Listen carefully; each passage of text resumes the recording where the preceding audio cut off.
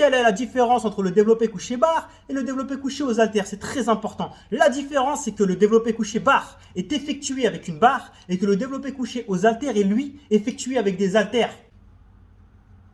C'est tout. Ah, je rigole.